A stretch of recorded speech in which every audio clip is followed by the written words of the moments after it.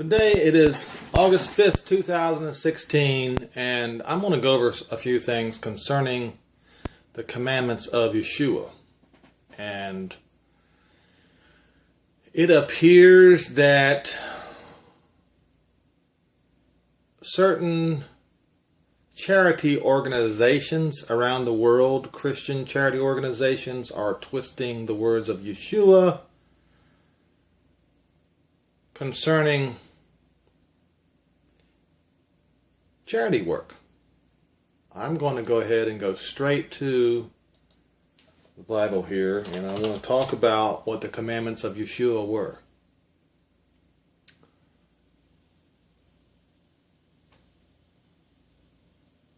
Let me see here.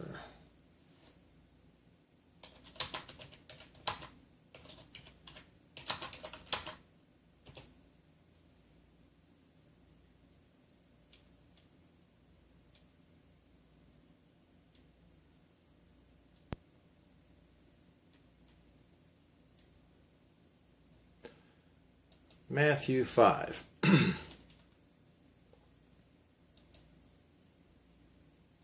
And these are the commandments of Yeshua. Make no mistake about it.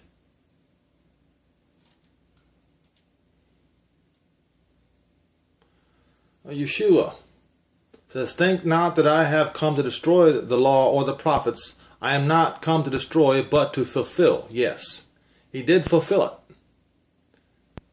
The law and the prophets. Now, verily I say unto you, till heaven and earth pass, one jot or one tittle shall in no wise pass from the law till all is fulfilled. Now we know that when he died on the pole, he said, "It is done, it is finished."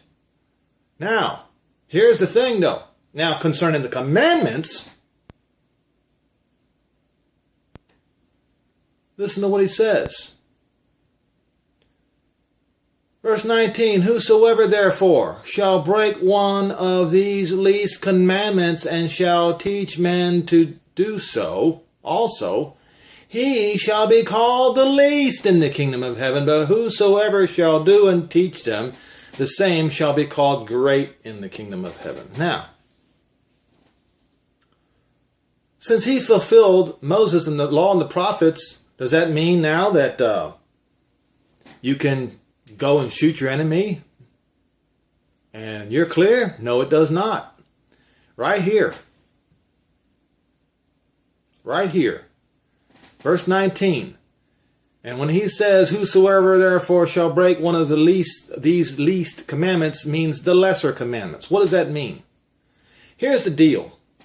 Back in the old days, back in the days of Yeshua, when he was dealing with the Pharisees, they got the tithing right. They would work on the letter of the law and throw out the spirit of the law. It was circumcision of the flesh, but it was not circumcision of the heart. And so he continues. And you'll see the gist of what he's saying here. The lesser of the commandments are that you shall not kill, you shall not steal, you shall not commit adultery, you shall not bear false witness against your neighbor, and you shall not covet. Okay? Those are the lesser commandments. So it was the lesser commandments that they broke repeatedly and violated. Hating their brother, not taking care of the widows, false testimony, things like that. So he goes further. He goes further than, how do I put this? Well, I'll go through each of the commandments that he goes over. In verse 21 it says, "And you have heard it said by them of old time, you shall not kill, and whosoever shall kill shall be in danger of the judgment. But I say unto you, whosoever is angry with his brother without a cause shall be in danger of the judgment." Circumcision of the heart. And whosoever shall say to his brother, Raca, shall be in danger of the council, but whosoever shall say, you fool, to his brother, shall be in danger of hell fire. Yes. Circumcision of the heart is what we're talking here. Therefore, if you bring your gift to the altar, and there remember your brother has aught against you, leave your gift before the altar and go first and be reconciled to your brother, and then come and offer your gift. So you see, the offering was not as important as reconciling with your brother. Circumcision of the heart. Intent of the law. Agree with your adversary quickly while you are in the way with him, lest at any time the adversary deliver you to the judge. Well, who is the adversary here? Okay, let's rephrase this. Okay? Be agreeable with the police officer quickly while you are out on the road with him when he pulls you over. Or else the policeman delivers you to the judge, and the judge delivers you to the prison guard, and you be cast into prison. Verily I say unto you, you shall by no means come out thence until you've paid the othermost farthing.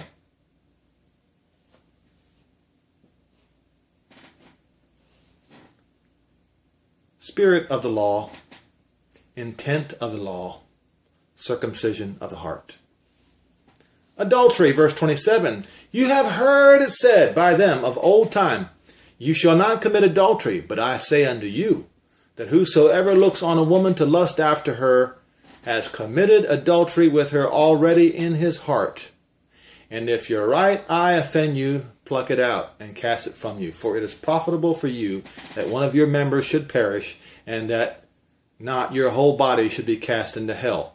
And if your right hand offend you, cut it off and cast it from you. For it is profitable for you that one of your members should perish, and not that the whole body should be cast into hell. Divorce. We live in an adulterous generation today among the Christians, and a fornicating generation as well.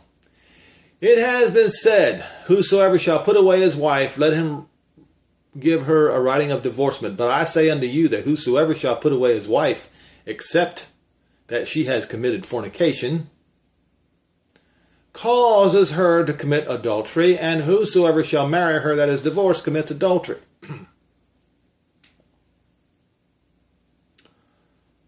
These are all commandments of Yeshua. But what they are is they are the circumcision of the heart commandments that Moses talked about was going to happen in the future, and also Jehovah himself spoke of this, and the prophets. Vows. Again, you have heard that it's been said by them of old time, you shall not forswear yourself, but shall perform unto Jehovah your oaths. But I say unto you, swear not at all, neither by heaven, for it is Jehovah's throne, nor by the earth, for it is his footstool, neither by Jerusalem, for it is the city of the great king. Neither shall you swear by your head, because you cannot make one hair white or black. But let your communication be yes, yes, no, no, for whatever is more than this comes from evil. So what do we have today, folks? We've got people. Now these are the instructions. Now that you're hearing this, if you're hearing this for the first time, just don't do it anymore. Okay? Don't swear on the Bible. Don't hold your hand up in the air and swear. Just say, I affirm. That's it. That's all you have to do. Legal in the United States of America.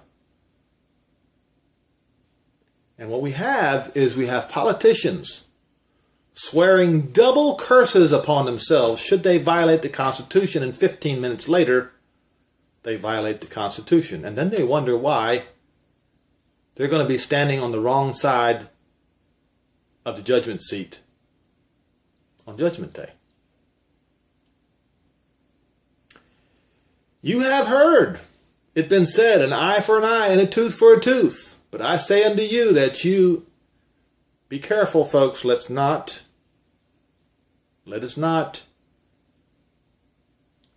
pervert the Scripture. That you resist not evil. That does not mean, there also is written, resist the devil and he will flee from you. Let's not be foolish here and twist the words. And he goes on to explain. But whosoever shall smite you on your right cheek, turn him the other also. And we see this happening. We see this happening a lot. And people have avoided problems doing this. It works. Most of the time it's tried. But eventually you do have to stand your ground. Now if a man sue you at law and take away your coat, let him have your cloak also. Now, I have a friend who's an electrician, and he got cited a fishing violation, and it was kind of I don't remember what the story was, but it was kind of a ridiculous citation, and he went and paid his fine. Then there was one person behind him, another person. What was your charge? It was the same thing. And one behind him was the same thing. He went and turned and paid for every one of them that was behind him that had to pay the same fine for the same infraction. It's not the same. It's not the same thing, but you know, if a man sue you at law, you know, if he has a case, hey, I screwed up. I tell you what, I'll double the payment.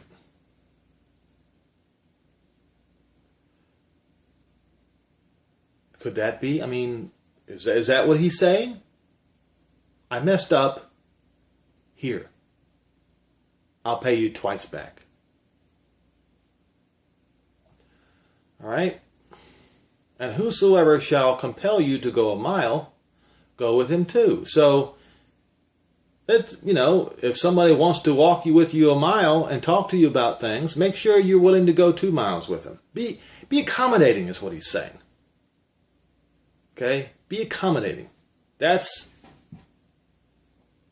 from love your enemies and bless them. Now I'm going to finish this up real quick because there's something I have to talk about here that's getting twisted around.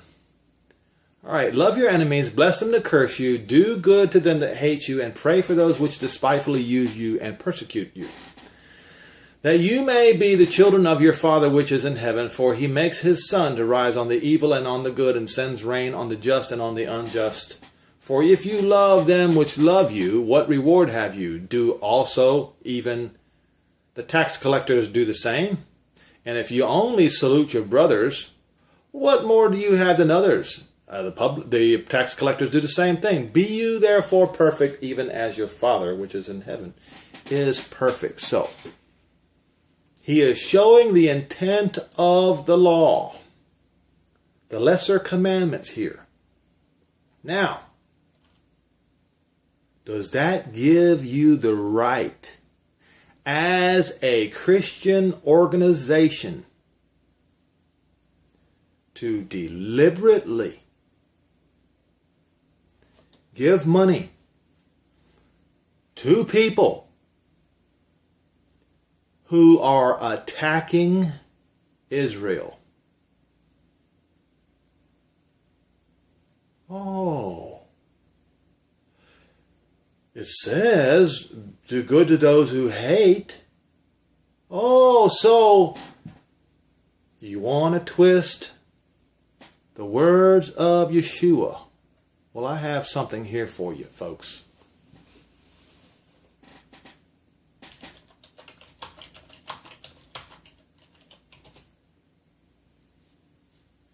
Matthew 7 and verse 6.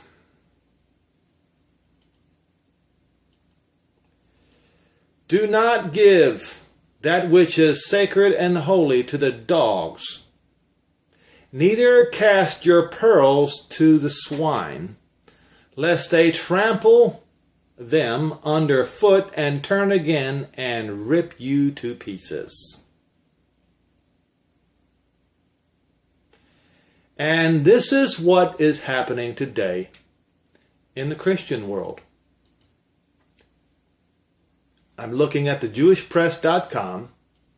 I'm seeing World Vision collusion with Hamas throws harsh light on its Israeli partner NGOs. We have the largest Christian charity, I believe it's the largest in the world. And you can go on, the JewishPress.com, go look it up for yourself, read it.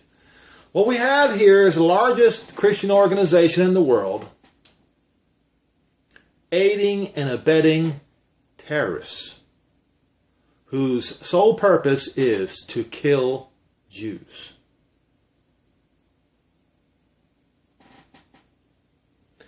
Now,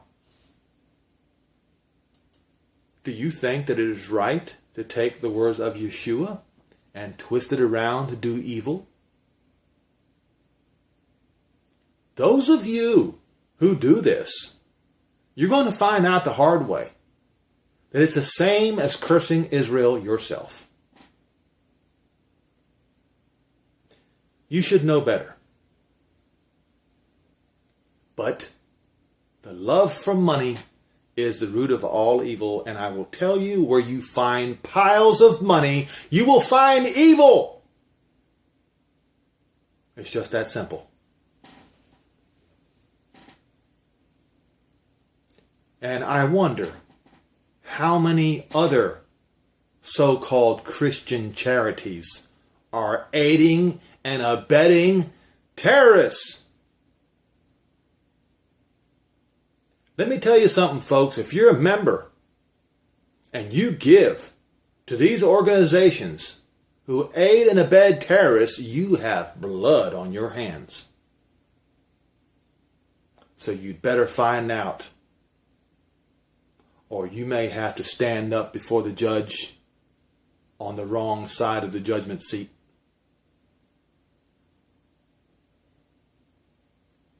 And don't sit here and twist the words of Yeshua around concerning love your enemy, when he explicitly in Matthew 7 and verse 6 warns against aiding and abetting terrorists.